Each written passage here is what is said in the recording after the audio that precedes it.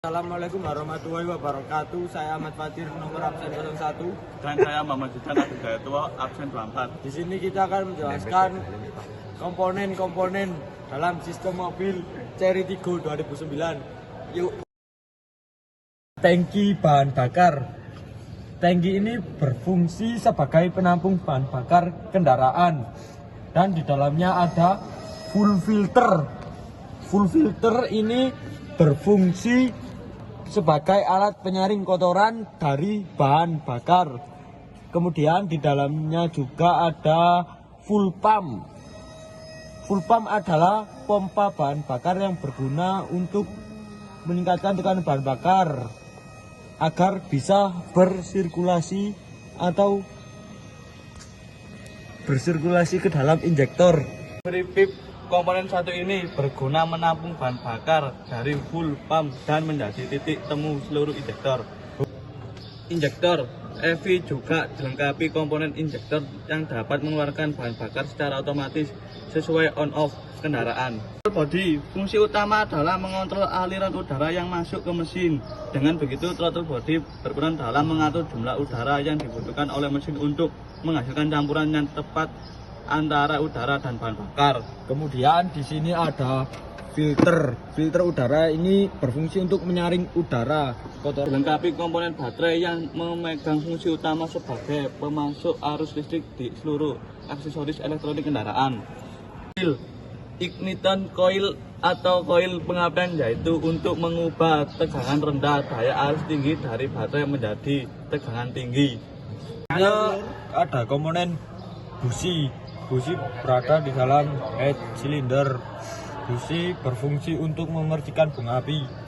Berikutnya ada ECU kendaraan yang menjadikan EV bekerja lebih sempurna. Fungsi ECU sendiri adalah mengolah data dari komponen sensor dan hasilnya akan transfer ke injektor secara terbuka. Bak oli, fungsi utama dari bak oli adalah untuk menyimpan cadangan oli pelumas yang akan digunakan oleh mesin. Kompresor berfungsi untuk menekan refrigeran gas ke dalam kondisi tegangan dan suhu tinggi, kemudian memompakan ke dalam sistem AC. Kompresor berada di dalam sana. Pipa refrigeran berfungsi sebagai pengatur aliran dan tekanan cairan refrigeran dalam sistem AC mobil. Lalu kondensor di dalam sini berfungsi untuk mendinginkan refrigeran yang telah menyerap panas dari udara dalam kabin.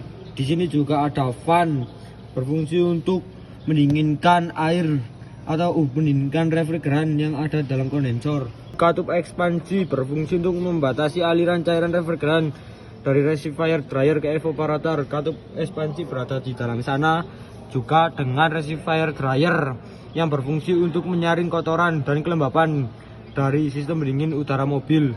Evaporator di dalam sini ada evaporator berfungsi menghilangkan panas dari udara di dalam kabin mobil dan menyejukkannya. Di dalam sini juga ada blower berfungsi untuk mengalirkan udara dingin yang telah diproses oleh evaporator ke dalam kabin mobil.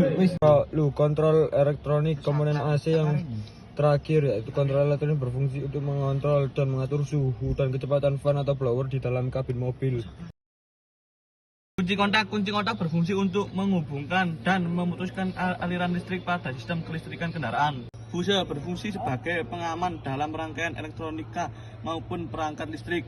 Flasher berfungsi sebagai penghubung dan pemutus arus secara periodik berkala untuk menghasilkan kedipan pada lampu tanda belok. Relay memiliki fungsi sebagai saklar elektrik. Suatu saklar yang menyangkut beberapa fungsi untuk kendaraan seperti halnya sistem wiper dan washer. Lampu kepala headlamp ini berfungsi sebagai lampu yang menerangi jalan di bagian depan kendaraan. Lampu kabut digunakan pada saat cuaca berkabut, jalanan berdebu atau hujan lebat. Lampu tanda belok berfungsi untuk memberi syarat pada kendaraan yang ada di depan, belakang, dan sisi kendaraan bahwa pengendaraan bermaksud untuk membelok atau pindah jalur. Berfungsi sebagai isyarat bagi pengendara lain. Lampu rem berfungsi untuk memberi tanda kepada pengendara yang ada di belakang agar mau berhenti atau memperlambat laju kendaraan. Lampu mundur berfungsi untuk memberi tanda kepada pengendara lain atau orang yang berada di belakang pada saat kendaraan mundur. Lampu hazard digunakan pada saat kendaraan darurat untuk memberi isyarat. Lampu plat nomor berfungsi untuk menerangi plat nomor bagian belakang. Lampu kabin menerangi interior ruang penumpang. Pertama, radiator. Kegunaannya adalah mendinginkan air yang sudah digunakan untuk menurunkan suhu pada mesin. Selanjutnya ada kipas radiator. Berfungsi memberi aliran udara pada radiator yang akan membantu mendinginkan air. Ketiga adalah pompa air. Memiliki bagian pule yang akan terhubung dengan sabuk bernama V-belt. Kemudian air akan dialirkan untuk mendinginkan mesin. Keempat, termostat. Berfungsi untuk mengukur sirkulasi pada pendingin mesin. Termostat terletak di dalam saluran air yang berasal dari mesin ke radiator. Kap radiator. Kap radiator berfungsi sebagai penutup dan penjaga titik-titik air. Dengan adanya kap radiator, air tak akan mencapai titik-titik 100 derajat Celcius. Saat suhu mesin sedang tinggi, mesin akan bekerja untuk menampung uap dari radiator. Air yang dihasilkan akan disimpan untuk diputar dan dialirkan saat ada vakum pada bagian upper tank radiator. Selang radiator. Selang merupakan selang yang dapat mengalirkan air yang panas oleh karena kenaikan suhu mesin. Selanjutnya di sini ada rem depan. Rem depan ini menggunakan disc brake. Disc brake komponennya seperti ini. Kemudian ini ada kaliper. Sistem rem ini digerakkan oleh piston yang menggerakkan kampas dari pedal rem. Juga menggunakan rem kaliper yang sama dengan rem depan. Minyak rem ini menyalurkan tenaga gerak dari pedal rem ke kaliper hingga akhirnya kampas rem dapat menekan piringan minyak di dalam sini. Tangki minyak rem berfungsi menampung cadangan minyak rem. Pedal rem bekerja layaknya sebuah saklar dalam sistem pengereman. Komponen ini mengaktifkan atau mematikan pengereman.